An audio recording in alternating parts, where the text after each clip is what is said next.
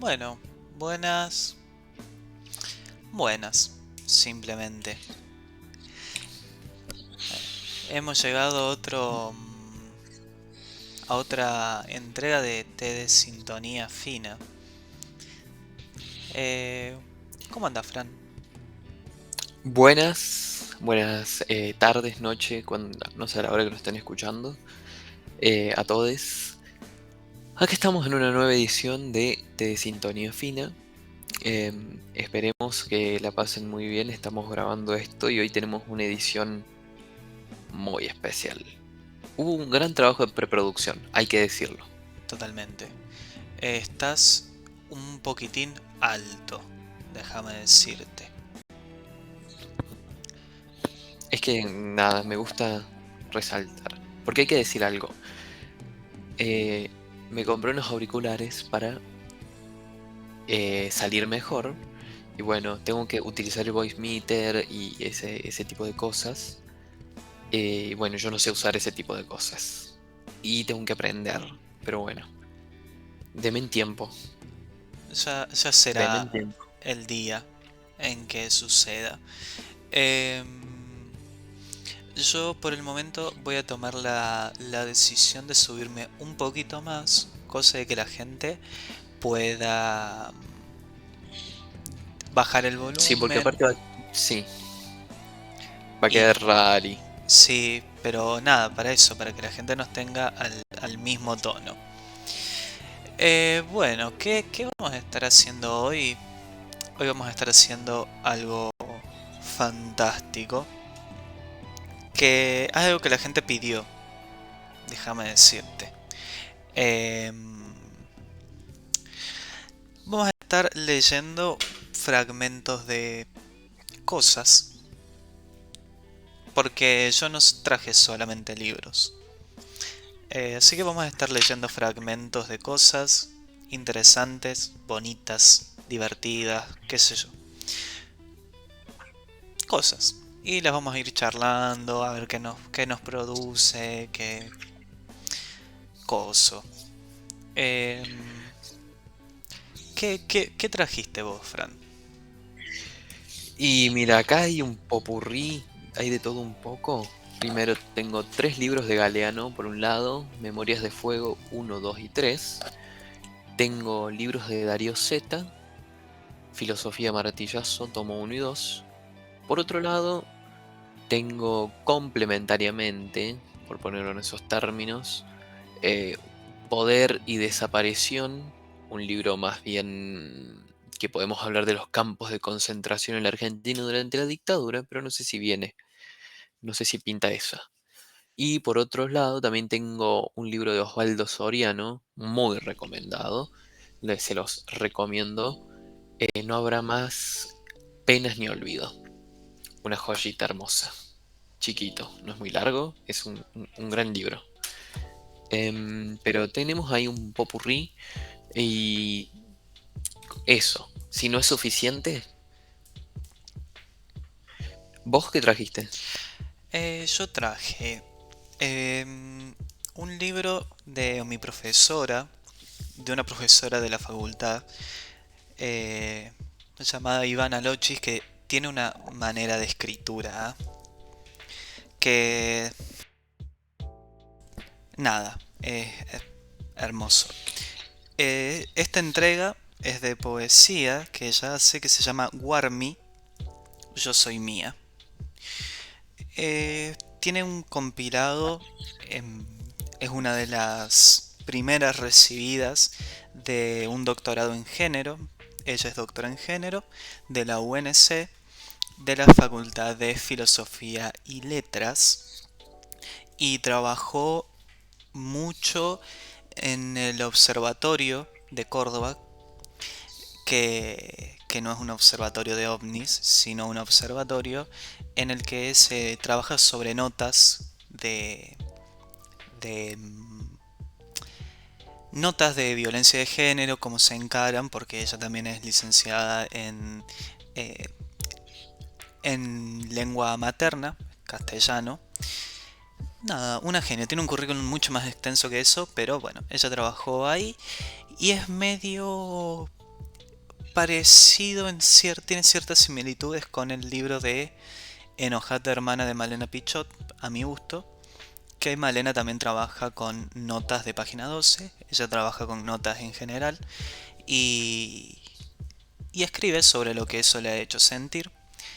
Y otro compilado, le gusta mucho viajar, es una persona muy interesante, yo he ido a tomar té a su casa muchas veces, va, muchas, un par, y es fascinante conversar con Alochis. Después traje Dios nunca parpadea, que yo sé lo que suena, pero no es tan así como parece. Uno lo puede encarar desde otros lados que no sea Dios, como la idea cristiana, católica de Dios, que ya lo vamos a ir viendo. Traje también ficciones de Borges, que para mí es hermoso, y el fragmento que quiero leer es específicamente de El jardín de los senderos que se bifurcan, un cuento hermoso.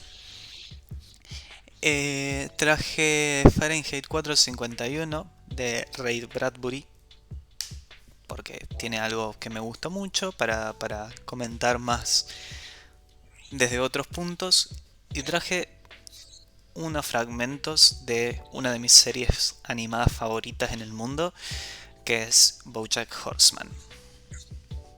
Eso es todo lo que tengo. Ah, eh, tra- trajiste bastante, por lo visto.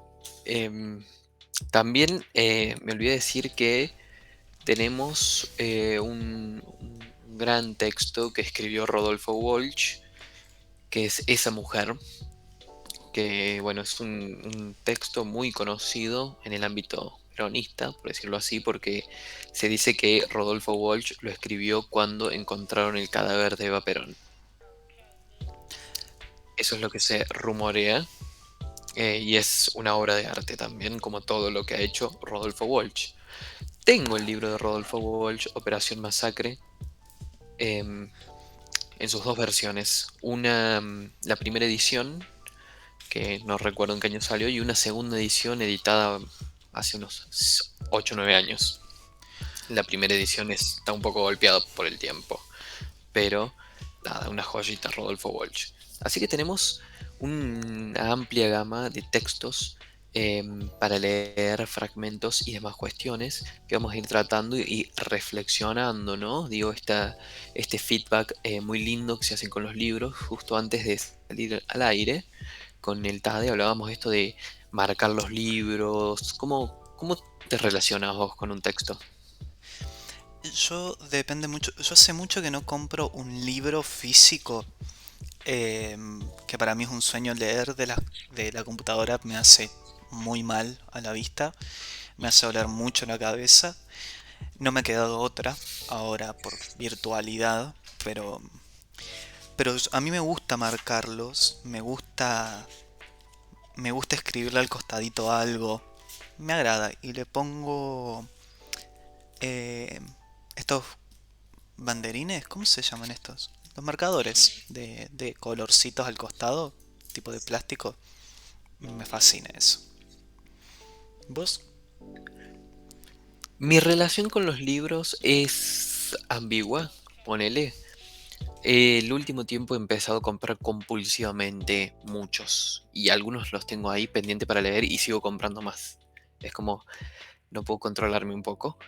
No estoy teniendo una buena relación con eso. Debería hablarlo con la psicóloga. Pero es depende. Por ejemplo, tengo 5 libros de Harry Potter, 5 de los 7, y he leído 4 y no marqué ninguno. O sea, le he prestado atención a la lectura, todo, pero no marqué ninguno porque me da cosita marcarlos, no sé, es como nada, es Harry Potter, me da no, algo marcarlos, me da quiero que sigan así, conservándose muy lindos y ahí. Pero Sí. con otros sí, los marco, los rayo, les pongo post-its, viste, de esos amarillitos, como Qué papelitos amarillos fantástico. chiquitos. Sí, Esos le meto un montón, le paso un fibrón o lápiz. dependiendo el libro también. Si tengo acá un libro, bueno, como dije, este Poder y Desaparición, que este sí le he pasado lápiz. Tengo otros libros de Perón por ahí, que eso sí les he mandado un buen resaltador amarillo, muy desubicado de mi parte, tengo que decirlo. Y Pero es...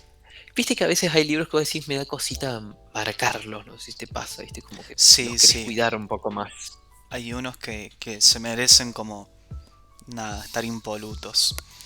Pero, pero sí, es un buen punto. Yo respeto todo quién soy, ¿no? Em, bueno, yo, yo quiero empezar con Warmy. eh, porque, porque es nada, para mí es especial lo que esta profesora mía ha hecho. ¿Está Y pagando la profesora por este espacio publicitario? O sea, quiero no, preguntar, porque es preocupante. a mí me lo ha pagado en experiencia, en sentarse a charlar conmigo, en contenido académico. Se lo merece. Yo estoy en deuda para Está bien. siempre. Eh, y sentarse a tomar ¿Qué el nos té. traes entonces de ella?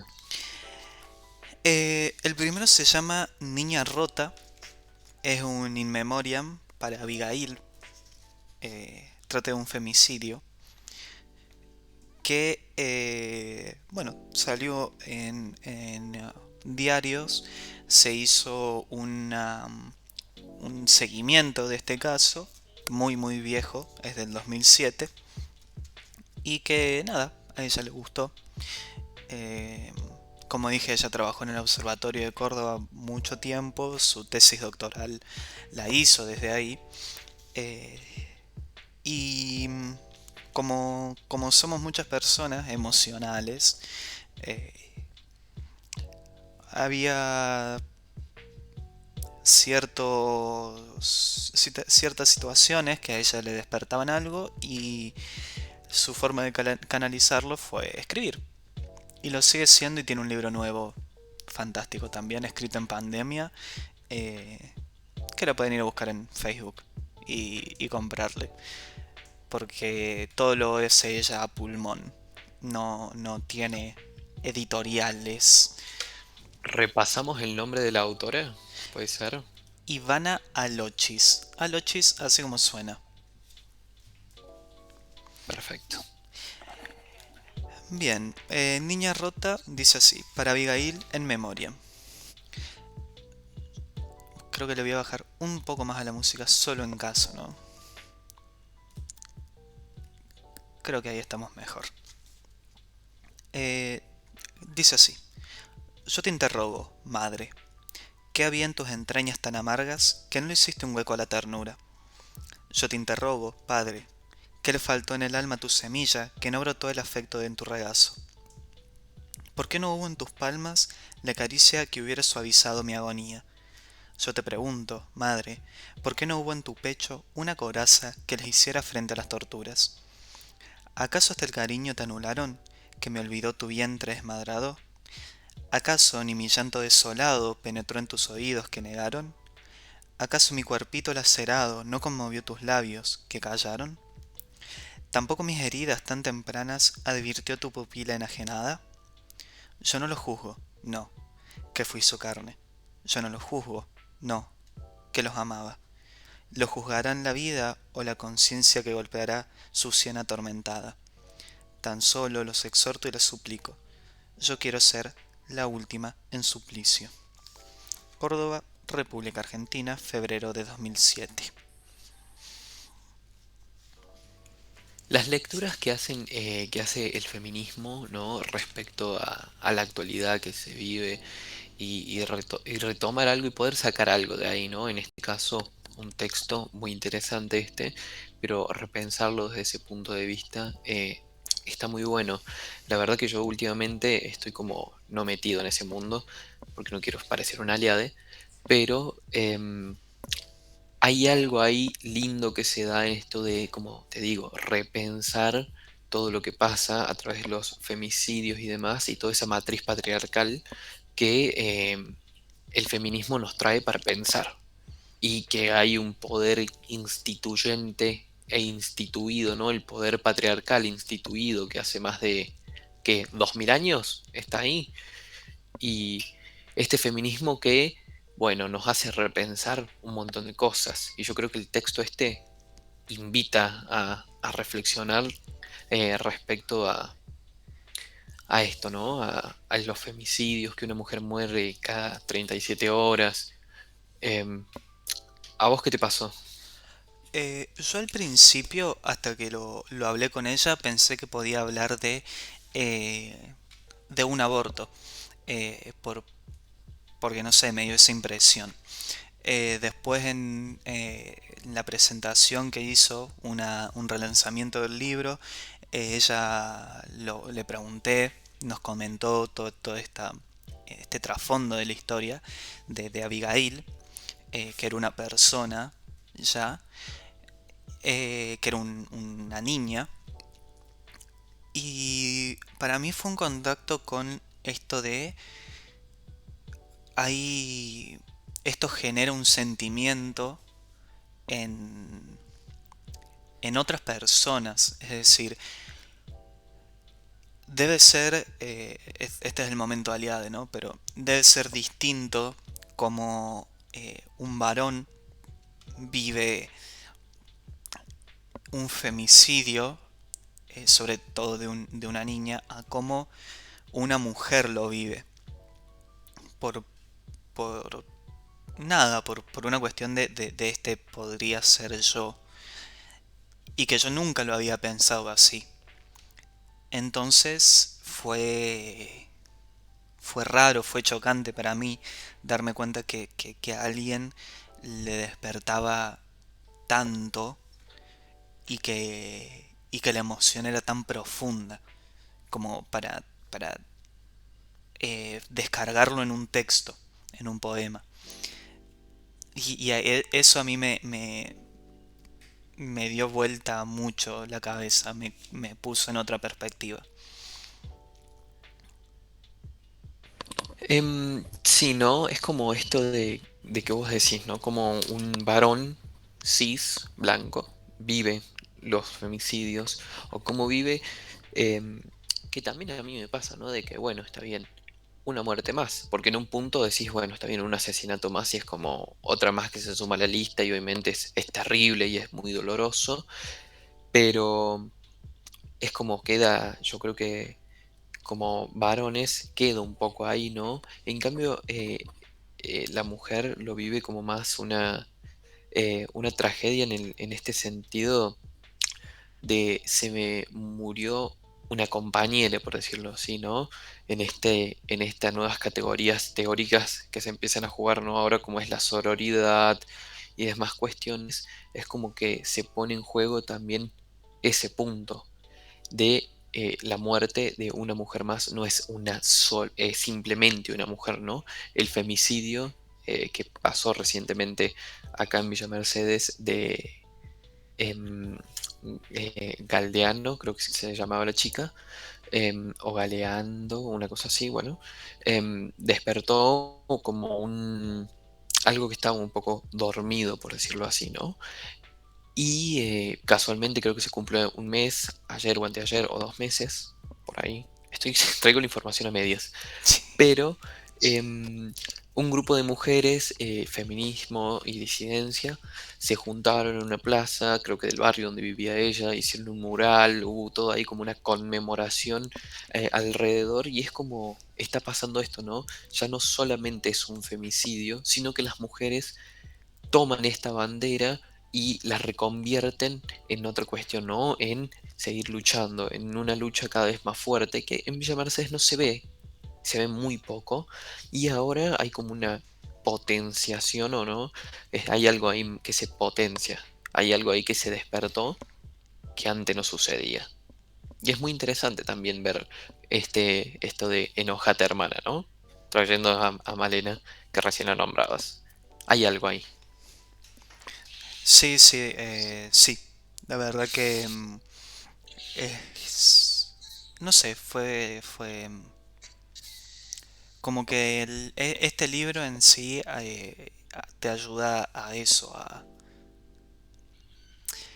a cambiar el foco que tenés o pararte de otro lado para, para encontrar desde, creo que como lo decís vos, como una lucha que puede haber estado dormida en ciertos lugares o que otras personas dimensionen algo que no estaban dimensionando. Pero bueno, eso fue mi Muy, llegada muy interesante personal. el texto. La verdad, cuando lo vendiste, pensé que estabas exagerando un poco, porque No, le querías no, a la profe. la adoro, la amo, pero sí, Se nota un poco. aparte es muy, muy bueno lo que escribe. Eh, Muy interesante. Después tengo del mismo, ¿no? Eh, que es una que se llama Verde Saeta Cordobesa. A Cecilia Beltramo por compartir los mates, las alegrías y las penas. La peperina sube a mi desgano, en sorbos de bombilla adormilada, y alienta las esperanzas del trabajo, augurando una esférica mañana. Su gusto me interpela en fogonazos, de alta savia fraguada en la montaña, y la esa docta de su ardor me lleva por sus tonadas transerranas. Este silvestre escándalo de menta aterciopelada, mi alma de dulzura y su salvaje felpa cordobesa alcanfora mi piel con su lujuria. Lo leí medio raro ese último. Todo refulge en mí cuando la hierba toca mi paladar de ojiva verde y hace brotar el mate la certeza de saberme mujer entre mujeres que desean parir la primavera. Córdoba, República Argentina, enero de 2010. Eh, en esto yo, como, como haber tenido el privilegio de estar tomando mates y limonada y té con esta autora, mucho de lo que ella me ha contado es que hubo momentos en los que estuvo medio peleada con su identidad cordobesa. Como que había cosas que creo que nos ha pasado a todos. Que a veces no te sentís parte realmente. Y, y yo ahí vi como esa forma de amigarse con lo que uno es, pero aparte de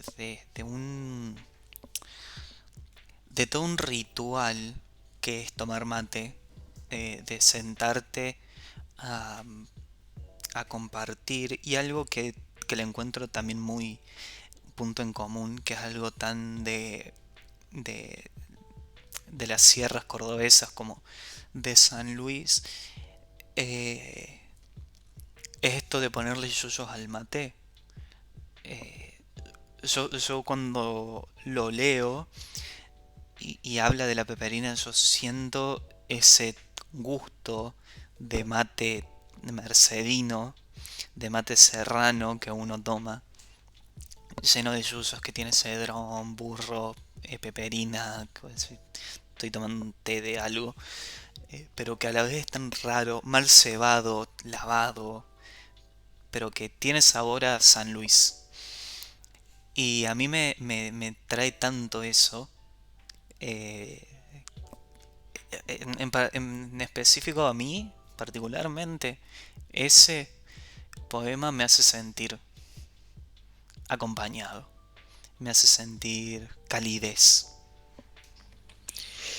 El tema este de que vos decías de la identidad, ¿no? Cómo uno reniega de su identidad. Todos tenemos una crisis de identidad en cierto punto. En en la adolescencia se da mucho, ¿no? De nada, ¿quién carajo soy? Em, y es algo que se replica. Y cuando sos más grande es como esto cuando sos más grande es esto que te pasa, ¿no? De relegar un poco de tu lugar de pertenencia, ¿no? De soy mercedino y esto también mucho pasó en la entrevista, ¿te acordás de Rodrigo Tazuno? Que él acá se sentía como oprimido, por decirlo de esa manera, y a veces el lugar de pertenencia, ese lugar materno, por ponerlo en esos términos, ¿no? Esa tierra madre, esa patria madre, te encasilla mucho y suele encerrarte y oprimirte, ¿no?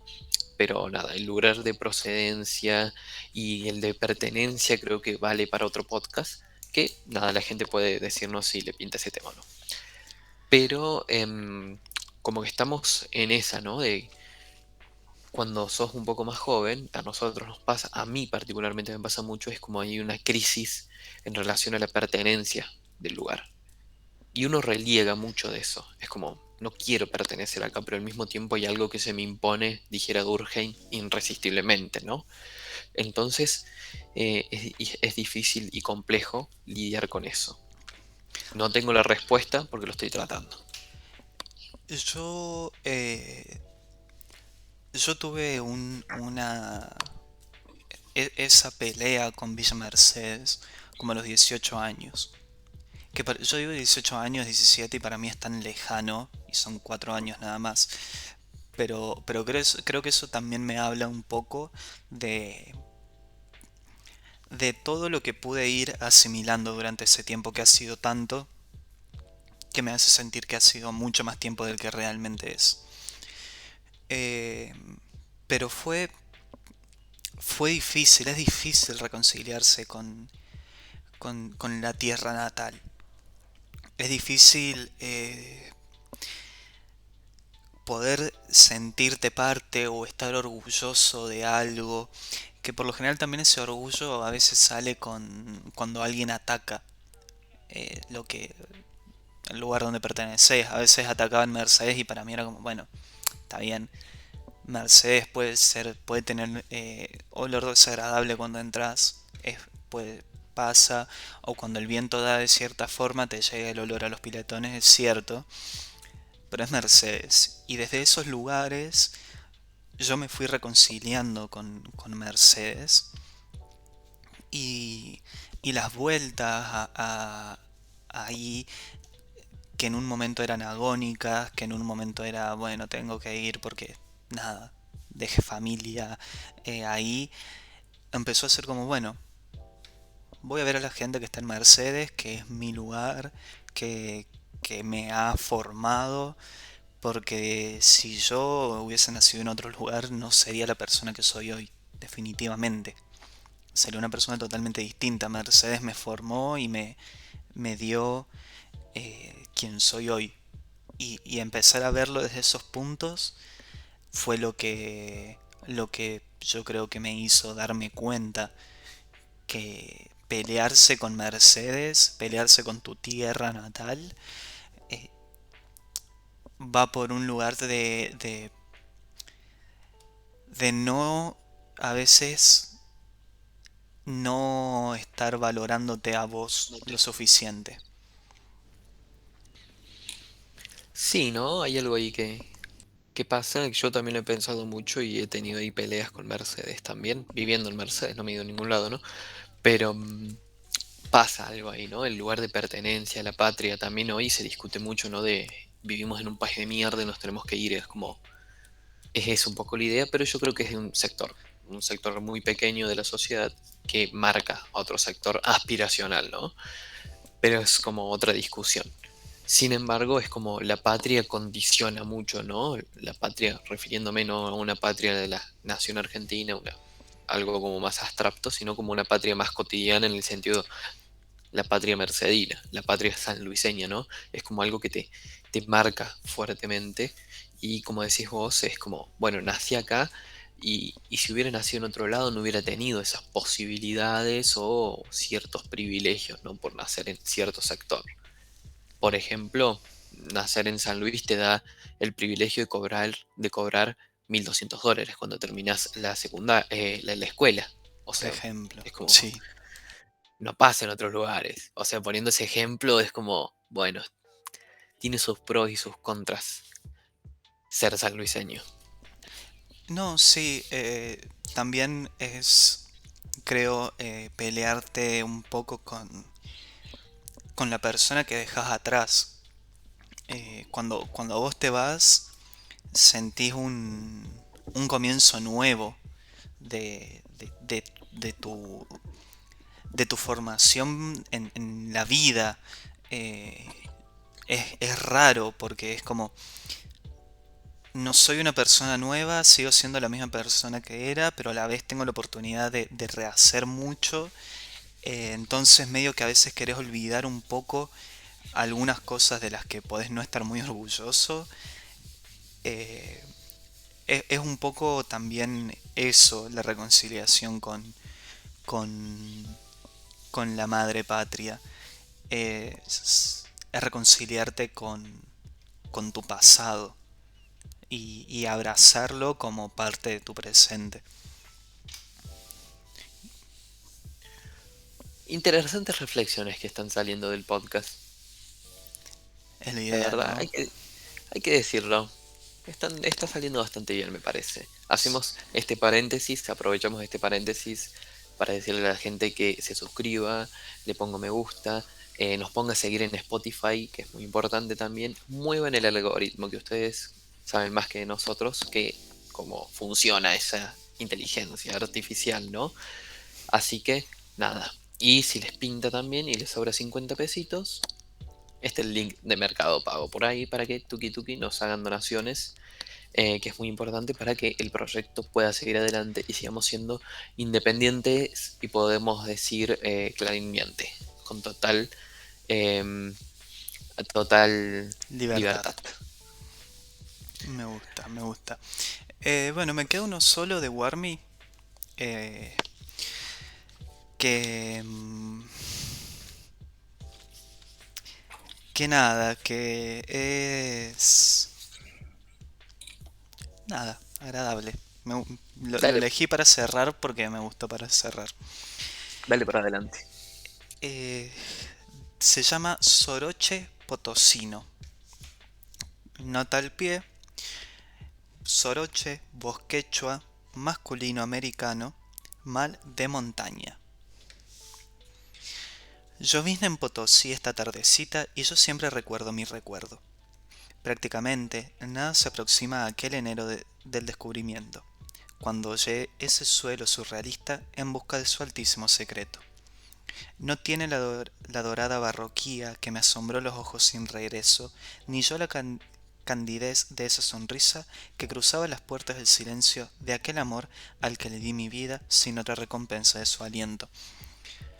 Pero sigue planteándome el sueño de antiguas lealtades infinitas y me emborracha en Soroche ese anhelo de ir siempre enarbolando la utopía.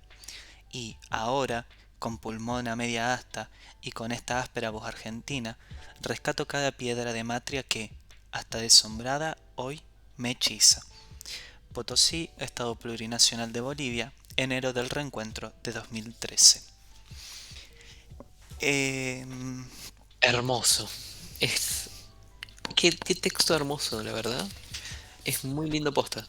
eh, Retomando también otro dato de la autora, ella siempre cuenta que tiene un cierto amor por Bolivia, que ha ido muchas veces, que siempre que tiene la oportunidad vuelve, y que a ella le es medio hostil el ambiente, porque ella es muy rubia, ojos celestes, muy blanca, y, y el hombre blanco, las personas blancas le han causado tanto mal a Bolivia que, que se les hace, eh, no les hace gracia que vaya una persona extranjera blanca a estar entre su gente. Entonces te miran mal, te tratan mal, como que esa es la primera reacción de la gente, sobre todo en ámbitos más populares, más de clase baja. Es es la reacción chocante de ver tu opresor enfrente tuyo y que medio que va a regocijarse en eso, como que es lo primero que uno puede leer. De más está decir que no es el caso de Alochis, ¿no? Pero que le costó mucho esto de poder aceptar que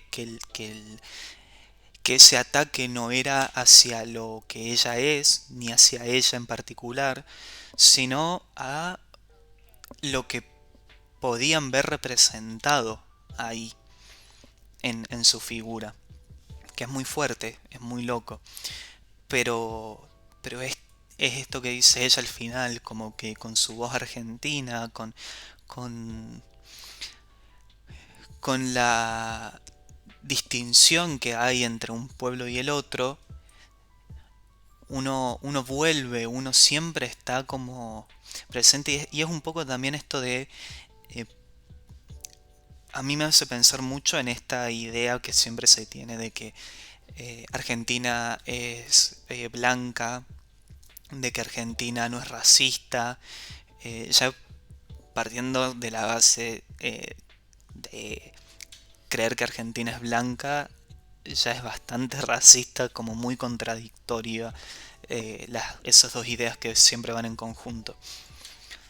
Pero que nada, como que uno está más cerca de de los pueblos limítrofes de lo que piensa y también el coste que es el costo que hay en ciertas diferencias étnicas que tenemos. Eh, Nada, a mí me hace pensar mucho en eso y también de vuelta en la pertenencia a un lugar. Esto de repensar nuestras identidades y demás me da paso también para hablar un poco de Galeano, ¿no? Que él plantea una mirada totalmente descolonizadora, latinoamericanista, revalorizando lo nuestro, ¿no? Uno de los primeros autores que acá con las venas abiertas en América Latina, que ya es una edición que cumple este año 50 años, me parece, em, ha hecho grandes cosas. Y en Memorias de Fuego, él comenta que América Latina no solamente, estoy leyendo no textual, América Latina no solamente ha sufrido el despojo del oro y de la plata, del caucho y del cobre y del petróleo, también le han expropiado la memoria para que no sepa de dónde viene y dónde puede averiguar a dónde va. Memoria de Fuego es tentativa al rescate, la historia viva de América Latina en todas sus dimensiones, olores, sabor. Bueno, es un libro muy interesante, Memorias de Fuego. Yo no me he tomado el tiempo, pero ahora lo estoy hojeando para el programa y es algo que me llama poderosamente la atención, ¿no? Pero esta idea que plantea Galeano de que, y que vos planteabas de el problema que tenía la autora de cuando iba a Bolivia, eh, notaba como cierto desprecio, ¿no? Y tiene que ver con esto, con la conquista, con la aculturación que han sufrido los pueblos y la opresión que han sufrido los pueblos por parte del hombre, porque hay que decirlo, la mayoría han sido hombres blancos. Entonces, es como hay que repensar esto, ¿no? Y hay autores como Galeano que a través de textos muy interesantes te invitan a repensarlo y muchos más. Pero nada, traía como estas palabras de Galeano a colación por lo que vos me decías, la autora, que cuando iba a Bolivia notaba cierto desprecio por parte del pueblo, pero un desprecio con cierta razón, ¿no? Porque nada, mujer blanca es como ha sido el símbolo, uno de los símbolos de la opresión de ese pueblo que, bueno, sufre hasta hace poco, bueno, hace un año atrás y pico sufrió un golpe de estado por parte de una mujer blanca y todo lo que implicó, ¿no? Un golpe totalmente racista y demás. Entonces podemos ver ahí nuevamente cómo la falta de ejercicio de la memoria o que le quieren sacar la memoria es como influye mucho. Pero Sí, también la historia de Bolivia es tan fuerte, partiendo de su nombre, ¿no? Que es el Estado Plurinacional de Bolivia. Eh, ellos se han tomado el trabajo de reconocer que hay otra identidad aparte de la que vinieron a traer los colonizadores, que en este país no se ve y cuando se quiere poner y cuando se quiere volver a la idea, siempre hay algo que medio que lo detiene.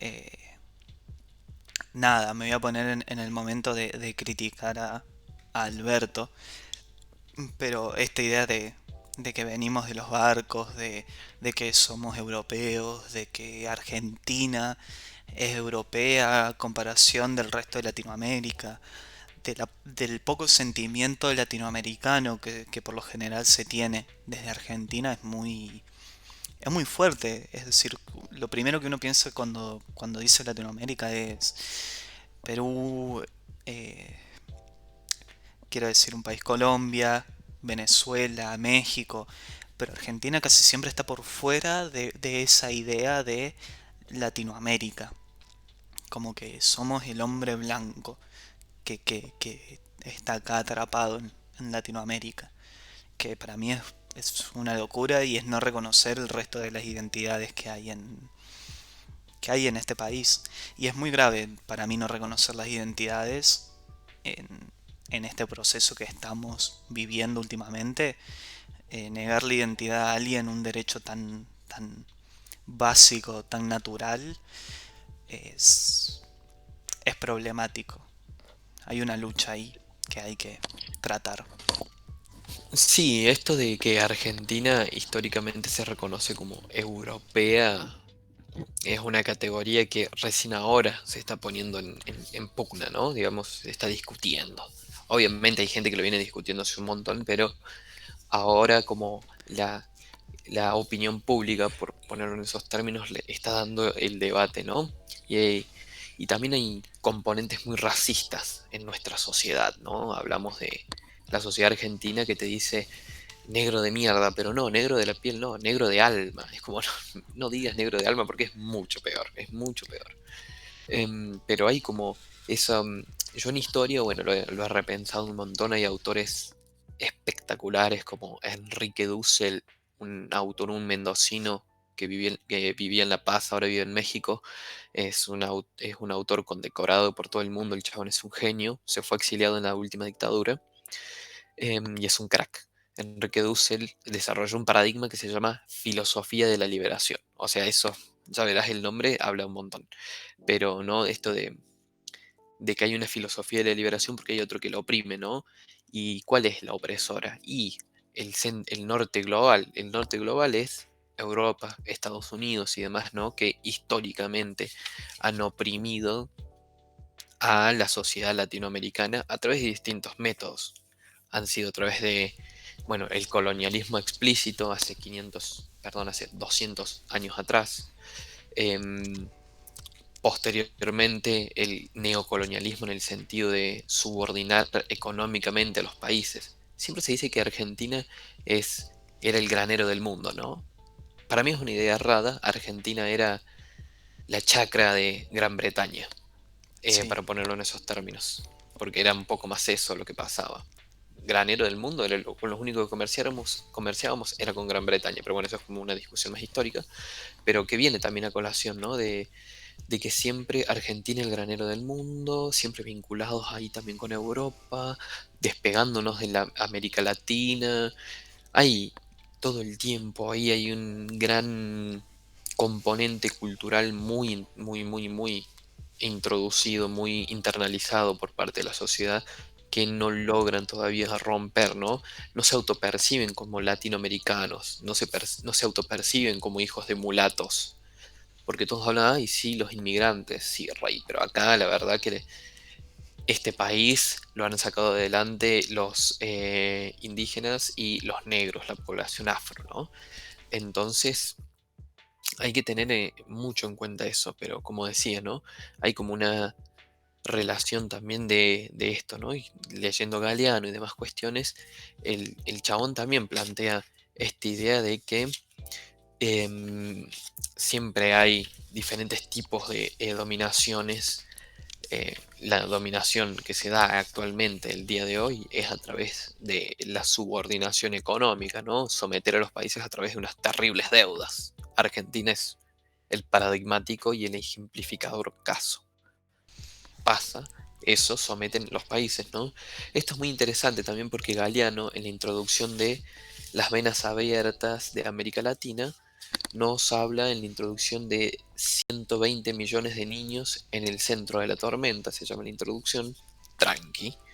Y leo la primera línea que dice la División Internacional del Trabajo, algo que hoy se habla mucho, ¿no? De que cada país, que Argentina solo debería especializarse en lo que sabe hacer bien, que es el campo. Entonces, la División Internacional del Trabajo consiste, dice Galeano, en que unos países se especializan en ganar y otros en perder.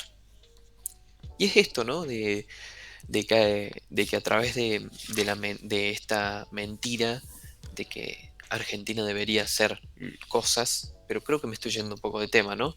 Pero bueno, también ves como estamos haciendo un popurrí de textos y un debate, pero es como esto de que hay países que siempre van a salir ganando. Y hoy también con el ambientalismo se ve mucho, ¿no? De esto de que hay países que son Noruega, tipo reambientalistas, todo re pero después tenés todas las mineras noruegas acá en el sur que te explotan y hacen mierda a la Patagonia y al resto del continente. Y ni Sí, hablar así es fácil. Elon Musk, viste el chabón este, nada, el multimillonario estadounidense, que también te habla del ambientalismo y demás, pero tiene unas minas en África de esmeralda, si no me equivoco. Nada, estoy haciendo una denuncia pública. Así que Sí, Elon Musk, vamos por vos. banco un montón.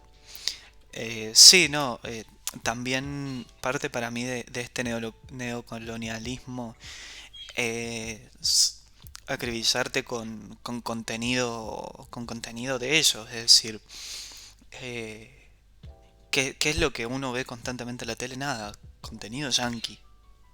Estás al tanto de todo lo que pasa, de cómo nos quieren hacer creer que su población, de cómo cuentan la historia, de que ellos siempre son los vencedores porque son los que vienen a traer libertad, los que vienen a traer la mejoría para la mayoría, ellos son los héroes de la Primera Guerra Mundial, de la Segunda. Siempre estar ahí creyendo que, en este caso Estados Unidos, es el mejor país al punto de que tienen nada, no solamente un monopolio casi económico, sino un monopolio cultural que vienen a imponer. Eh, la gente, para mí la forma más notoria de ver eso es cuando alguien te dice que las producciones argentinas, no, ninguna producción argentina es buena. Y es como, no, bueno, no has visto ninguna. Si te sentás a ver Suar, obviamente que no va a haber nada bueno ahí. Pero hay gente que es fantástica en en este país y en este lado del mundo. ¿Qué tan bastardeado está? Eh, ¿Tenés algo más para leer? Si no, yo me vuelvo para la Argentina con Borges. Vamos con Borges, obviamente. Bueno, esto es medio largo, eh, pero es de ficciones, es de El jardín de los senderos que se bifurcan, que nada, más o menos va diciendo así. Antes de exhumar esta carta, yo me había preguntado de qué manera un libro puede ser infinito. No conjeturé otro procedimiento que el de un volumen cíclico, circular, un volumen cuya última página fuera idéntica a la primera, con posibilidad de continuar indefinidamente. Recordé también esta noche que está en el centro de las mil y una noches cuando la reina Sherezad, por una mágica distracción del copista, se pone a referir textualmente a la historia de las mil y una noches, con riesgo de llegar otra vez a la noche en la que refiere, y así hasta lo infinito. Imaginé también una obra platónica, hereditaria, transmitida de padre a hijo, en la que cada nuevo individuo agregara un capítulo o corrigiera con piadoso cuidado, la página de los mayores. Estas conjeturas me distrajeron, pero ninguna parecía corresponder, siquiera de un modo remoto, a los contradictorios capítulos de Tsui Pen. Bueno, es más largo, pero bueno, capaz que lo pueda seguir una oración más porque me parece que está interesante para el punto que quiero hacer.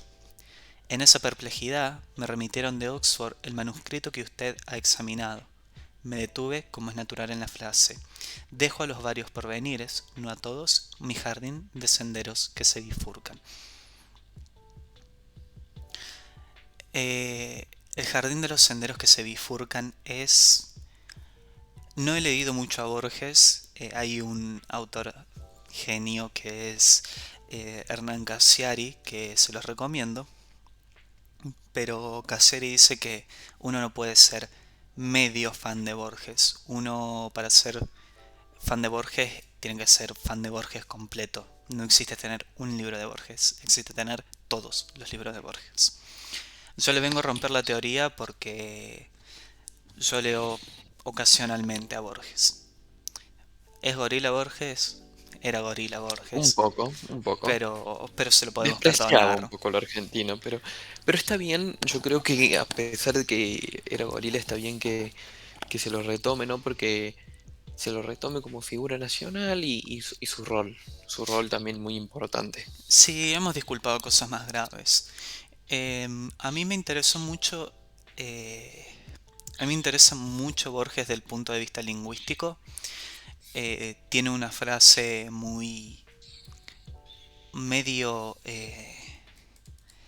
desafortunada, vamos a decir. Eh, pero, ¿cómo empieza esto? Que él dice como quería hacer algo que fuera cíclico, que tuviera... para mí es el universo borgiano eh, en sí. Borges es cíclico en las cosas que cuenta, es atemporal, que es muy difícil de lograr eso. Yo me sentí muy identificado en algo. eh, Más que nada porque una vuelta se me había ocurrido escribir. Yo cada tanto escribo, me pinta esa. Eh, pero quería hacer algo así como esto. eh, y después conocí gracias a una serie de YouTube animada que la voy a poner cerca de Bojack, que se llama Tres Acordes, que es hermoso de donde lo veas, que retoma ficciones de Borges y el Jardín de los Senderos que se bifurcan para hacer un punto.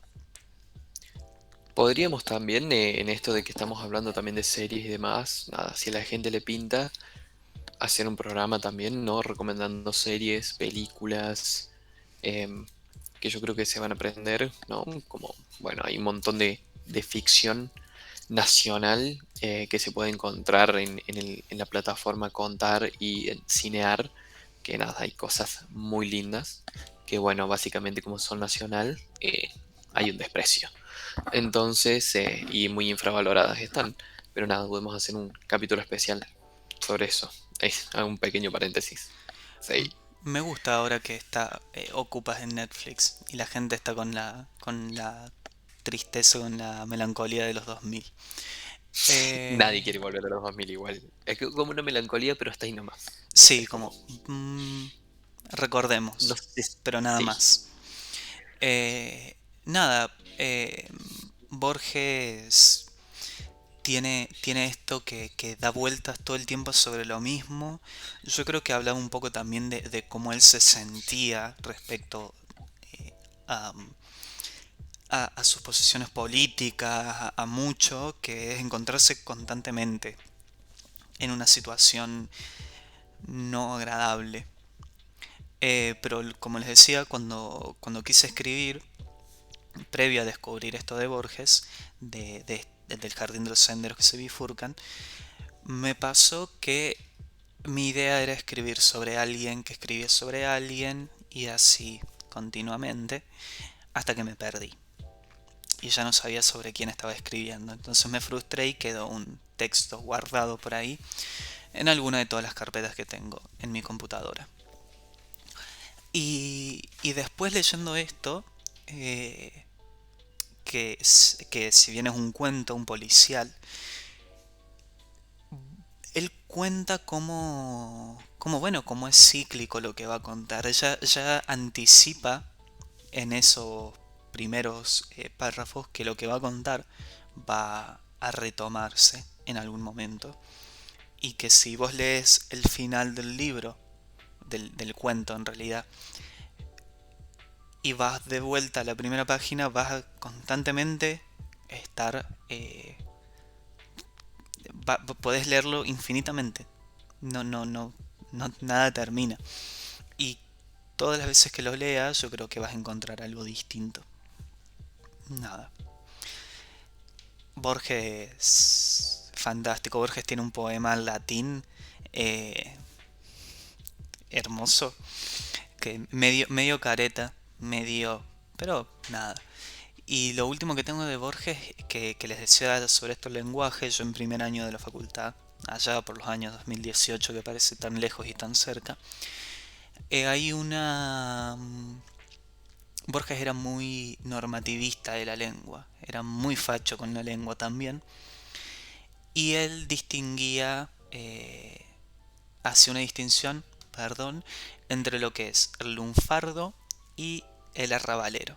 Él creía que el lunfardo solamente era de los porteños, solamente los porteños, con sus palabras, eran quienes podían crear nuevas palabras de jerga eh, del lunfardo. Y el resto del país hablábamos arrabalero. Nos comíamos las de se inventamos palabras que los porteños inventaban palabras igual, pero los porteños eran superiores. Y para hacer esta distinción, los invito, si tienen interés en hablar, en leer sobre la lengua, se llama Borges y el lenguaje. Es un PDF, es el segundo que van a encontrar el segundo o el tercero que van a encontrar si buscan Borges y el lenguaje en Google. Y dice así: jerga que desconoce el campo, que jamás miró las estrellas y donde son silencio decidor los apasionamientos del alma y ausencias de palabras lo fundamental del espíritu. Es barro quebradizo que solo un milagro alfarero podrá amasar en vasija de eternidad. Eh, Qué difícil que es todo. es tan desagradable verlo, pero se lo disculpas porque es esa gente que te mandaba a freír churros, como diría una doña, pero que te quedabas encantado. Es decir, yo no le habría querido discutir a Borges después de que me diga jerga que desconoces, como, está bien, ganaste esta batalla, la ganaste, porque es magnífico y me hace pensar mucho en el poder que tienen las palabras de decirte algo tan horrible, tan clasista, tan racista, inclusive xenófobo, pero que no te das cuenta, casi. No lo percibís y te quedás enamorado de toda esa lírica que se hizo. Un personaje, podemos hablar años de Borges, creo. Sí, en Canal Encuentro se hizo un ciclo Borges em, por Piglia, se llama, así, Borges por Piglia, que son unos 15 capítulos, si no me equivoco, y nada, Piglia habla sobre Borges, y hermoso, es todo muy lindo. Nada, se los recomiendo a la gente para que lo vea. Em, yo voy a volver a Galeano, porque la verdad que yo estoy insistente con Galeano, porque aparte Me gusta. tengo mucho de Galeano. Y retomando un poco el programa anterior, acá Galeano habla muy simple del miedo. Dice algo del miedo que es algo muy simple, pero que también invita a la reflexión, ¿no? Una mañana, dice Galeano, nos regalaron un conejo de Indias. Llegó a casa, enjuagado. Al mediodía le abrí la puerta de la jaula. Volví a casa al anochecer y lo encontré tal como lo había dejado, jaula adentro, pegado a los barrotes, temblando, temblando del susto de la libertad. Hay también esto de temblando al susto de la libertad. Yo creo que es algo también que podría traspolar, ¿no? A la, es como esta síntesis muy interesante que hace Galeano de una imaginación muy piola también. Esto de que estamos posiblemente acostumbrados a vivir en un lugar o de una forma a veces muy rutinaria, que le tenemos también un poco miedo a lo desconocido. Ese conejillo de Indias le tenía miedo a la libertad. Claramente se traspola para mí al género humano, ¿no? Al humano, al ser humano. Em, Le tenemos miedo a la libertad en cierto punto. Sin embargo, hay que tener algo en cuenta que la libertad de como tal es muy difícil llevarla a cabo. Pero yo creo que ahí está bueno resaltar esta idea de que el conejito le tenía miedo y estaba tan acostumbrado a estar todo el día encerrado que cuando le dieron la oportunidad para que sea libre, es como quedó ahí acostumbrado a a esos barrotes. Es interesante pensarlo, no sé, o capaz que la estoy flasheando un poco, posiblemente la estoy flasheando un poco, pero Para ya es eso un es poco tarde. para eso es este espacio. ¿Sabes qué? Me interesa mucho. El otro día hablaba con un amigo, qué loco, sobre esto de la libertad. Eh, Él era muy católico, conservador, de familia feliz y un enamorado del amor. Y desde que yo lo conocí cuando llegué a Córdoba, y el cambio que hizo fue rarísimo y yo me hago cargo de haberle generado alguna que otra crisis existencial. eh, Porque, bueno, ciertos temas. Y en un momento me decía como que él estaba como perdido, como que prefería seguir en la rutina y hacer lo que hacía. Y yo le decía esto, como que lo que lo hacía querer quedarse ahí, pero que a la vez se sentía mal con esa rutina, era que ahora tenía la libertad y que tenía control de su vida, que podía decidir qué hacer y que esa decisión iba a tener consecuencias y que se iba a tener que hacer cargo y que sí es más cómodo quedarse, ¿no? En este lugar de, bueno, la gente me dice, estudio porque mi mamá y mi papá me mantienen y si no estudio trabajo y estudiando me mantengo en esto, solamente me enfoco acá. Pero cuando tenés que tomar tus propias decisiones, cuando sos libre de verdad y cuando terminás de hacer consciente que las decisiones que tomen tienen consecuencias en tu vida y en la vida de los demás, esa para mí es la libertad real y asusta un montón, asusta un montón, porque es como, nada, soy un adulto que hace cosas. Bueno, esto ya lo venimos hablando, ¿no? Ser adulto es angustiante en un punto. Así que posiblemente a tu amigo le pase esto, ¿no? De que esté siendo adulto y esté un poco angustiado. Este Sí, libro es muy interesante, lo estoy hojeando ahora para leer otro fragmento. Son como pequeños textos que escribió Galeano, se llama El libro de los abrazos. Es una edición especial de Editorial Siglo XXI. Si la Editorial Siglo XXI nos quiere mandar algo, nada, bienvenido. que nos llame, totalmente. Me parece interesante este texto, es como bastante anarquista en un punto. Em, el sistema 1 se llama. Los funcionarios no funcionan, los políticos hablan pero no dicen, los votantes votan pero no eligen, los medios de información desinforman, los centros de enseñanza enseñan a ignorar, los jueces condenan a las víctimas, los militares están en guerra contra sus compatriotas, los policías no combaten los crímenes porque están ocupados en cometerlos, las bancarrotas se socializan, las bancarrotas se socializan, las ganancias se privatizan, es más libre el dinero que la gente está al servicio de las cosas. interesante también reflexión de Sí, Galeano. Me pareció un post, me pareció un libro muy bueno, no me lo había puesto a a un leer en profundidad. libertario le acabaste de dar un infarto a Milei con todo eso. Perdón. Eh, pero qué loco, qué loco esto de las bancarrotas se socializan.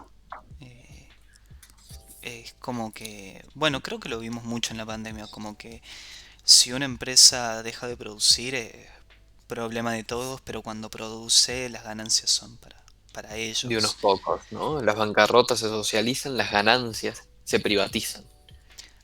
Y Porque nada, las estatizaciones de deuda que se hacen constantemente.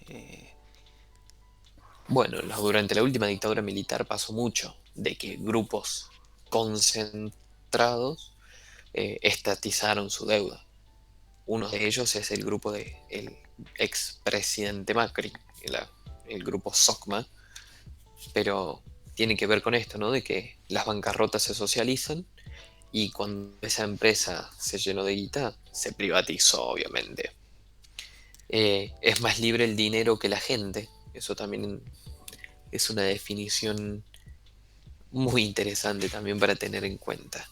Porque Galeano también es como que hay que seguirle el hilo al chabón, porque en esto de también en esto que veníamos ya leyendo de las venas abiertas de América Latina, que ahora estoy buscando rápidamente el texto, él también en la introducción, en el segundo párrafo, dice cuánta más libertad se otorga a los negocios, más cárceles hace necesario construir para quienes padecen los negocios.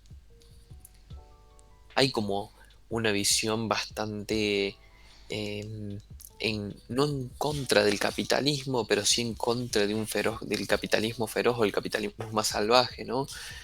Em, Tiene que ver también, no sé cuándo habrá escrito este texto, Galeano, el libro de los abrazos, precisamente, pero responde también em, a estas ideas que, claro, mira, primera edición en diciembre del 89 y Las Venas Abiertas cumplió 50 años y hay como una visión, ¿no? Teniendo en cuenta el contexto, los años 90, un capitalismo feroz, caída del muro de Berlín, la caída de la Unión Soviética, hay como todo un contexto ahí también de que invita a desafiar a los poderes concentrados, desafiar al mercado, ¿no? Sabemos que Galeano también tiene una gran influencia, tenía una gran influencia y tiene hasta el día de hoy una gran influencia, ¿no? Pero también es interesante repensar esto de nuestra matriz productiva, la relación del trabajador con el empresariado. No me quiero poner trosco, pero la plusvalía.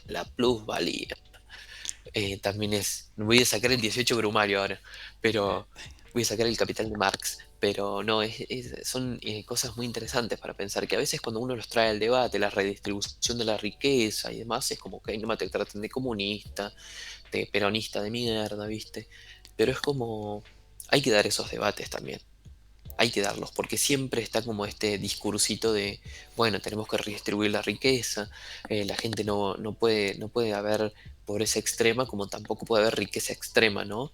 Pero cuando se quiere discutir la redistribución de la riqueza seriamente, hay un poder concentrado que sale con los tapones de punta. Pasó en el 2008 en Argentina, ¿no? Cuando se quiso discutir la redistribución de la riqueza del campo con las retenciones a la soja y a Cristina casi cayó, o sea, casi se cayó ese gobierno. Entonces deberíamos discutirlo seriamente como sociedad, es como una deuda más de la democracia, discutir la redistribución justa de la riqueza en un país tan rico como es la Argentina y al mismo tiempo tan desigual.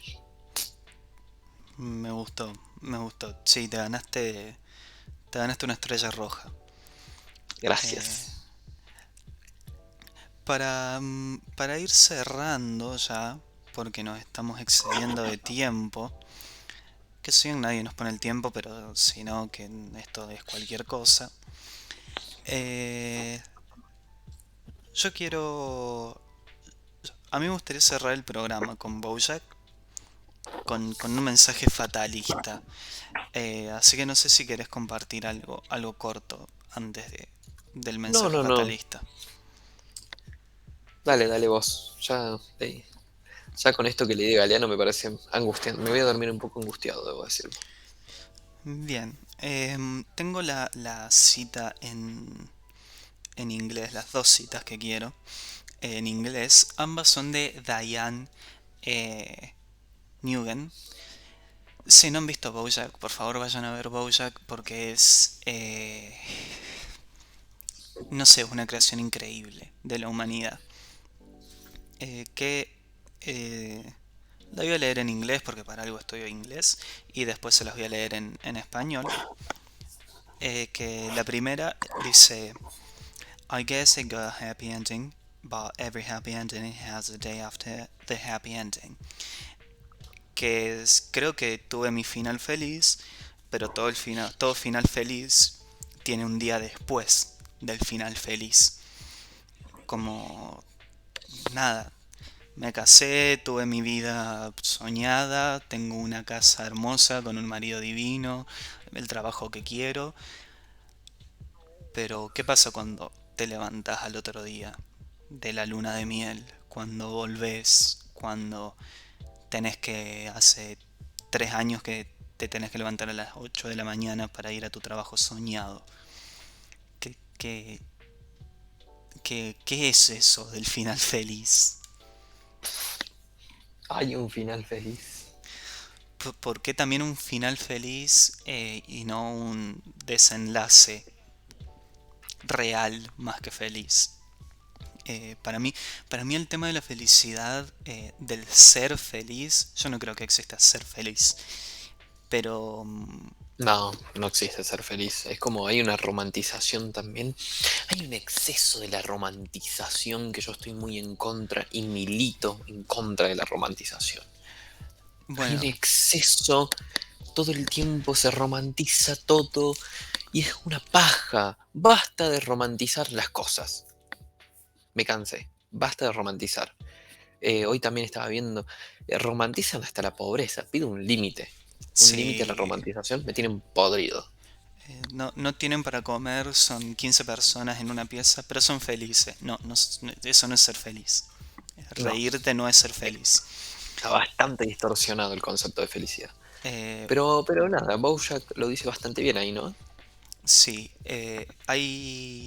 hay ¿Qué un más tenías? comediante, sobre esto hay un comediante mexicano que se llama Odín Dupeirón, eh, que vayan a buscar Odín Dupeirón en YouTube. Y él dice que tenemos un exceso de pensamiento mágico pendejo. Ese desarrollo de esa entrevista eh, es hermoso porque habla mucho de esta ley de la atracción de pide y se te dará, eh, tenés que estar, cómo dice Ivana Nadal? Tenés que manifestar, Vibrando alto. manifestar, vibrar alto y todo se te va. Y es como, no, sabes que yo estoy pidiendo $1 millón, que me caiga de arriba hace toda la vida y no se me está dando. Eh, hay que concentrarse en otras cosas. La última también es de Diane. Diane tiene muy buenas frases. Me parece un gran personaje, muy bien desarrollado. Pero dice: I feel like if we meet each other. Perdón. I feel like if we met each other as the people we are now, things could be totally different with us. Siento que si nos hubiésemos conocido como las personas que somos ahora, las cosas habrían sido totalmente diferentes entre nosotros. Que creo que retomo un poco este concepto que teníamos al principio de amigarse con quien eras, porque es lo que te llevó a donde estás hoy. eh, el pasado como parte de tu presente, como sí, obviamente, en este caso de una relación. Obviamente te vas a llevar mejor con una persona después de que te peleaste porque hubo un aprendizaje, sí, fue sano, ¿no?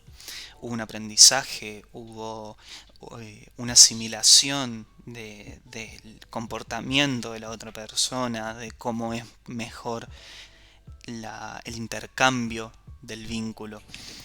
Pero si no te conoces con esa persona, no llegás a ser lo que sos hoy. Como una paradoja Hay un profe mío que tiraría historia magister vitae, ¿no? Historia como maestra de vida. Y es como un poco eso, ¿no? Es como no debemos renegar de nuestra historia porque es nuestra maestra. Es como no hay mucha conclusión al respecto, no hay mucho análisis. Pero es como, bueno, hay que aprender de nuestra historia porque nos va a ayudar a repensar nuestro presente y proyectar hacia un futuro mucho mejor, ¿no? Digo, no cometamos los errores del pasado, se puede traspasar a cualquier ámbito desde una relación socioafectiva, desde una relación sexoafectiva, desde, no sé, una relación de trabajo y demás. Digo, si tuve un trabajo y me choreé todas las cosas de la oficina y si tengo otro trabajo y me echaron del anterior por ser un ladrón y en este no lo debería ser, ¿viste? Es como, bueno, Sí, vamos por ahí. Vamos por ahí. Igual está bien robar cosas de una oficina, más si es una multinacional, no les pasa nada. sí, no, nunca tiene pérdidas. Em, bueno, ya hemos llegado. Este té fue... ¿Sabes qué? Creo que va a ser el más largo que hemos tenido ahora. No les conté qué infusión estaba tomando. Yo estaba tomando un té verde endulzado con miel, con Es un unas gotas de montón. limón, té verde nebras y con un chorrito de crema, como corresponde Sos tomar un una, té rico. sos una vieja come masa, la puta madre, Tadeo. Eh, fantástico, es muy rico tomar eso calentito para después meterse en la cama. Eh, nada, nada. Estás muy orgulloso de tu té. Es que Mucha risa. es muy rico, yo se los recomiendo. Si nunca lo hicieron. No le agreguen crema al té en saco porque es horrible. O sea, el té en saquito es muy feo de por sí. Lo tomo, obviamente, porque no soy... ¿Qué? Tomo un mate cocido, pero no lo hagan porque queda feo. Bueno, pueden seguirnos, deberían suscribirse, deberían bancar este proyecto a pulmón. Eh, recordarles que de fondo siempre tenemos al Sonri, que lo pueden ir a buscar con un bello sonidito que se llama Rain, lluvia, de One No, que se llama el Sonri. Está abajo en la descripción, tranquiles, si no pueden buscarlo. Eh, y nada, gracias por escuchar, porque es fantástica esta sección, este lugarcito que armamos para tomar infusiones con crema. Es un lindo lugar para tomar infusiones con crema, como unas buenas viejas con masa. Es un lindo lugar para debatir ideas, para repensar, y es un buen podcast para escuchar antes de irse a dormir. Porque es básicamente la esencia de T de Sintonía, escucharnos antes. Cuando estás ahí metido en la cama, viste que antes de escuchar una CMR, que ya es algo que hemos dejado atrás, basta. Basta de CMR, es algún tema superado en este programa. Nos escuchan a nosotros y les agradecemos profundamente. Muchísimo. Bueno, esto fue T de Sintonía Fina, programa número 4 si no me equivoco. A fin de un bello mes, el mes de julio. Y los esperamos la próxima semana para una nueva entrega.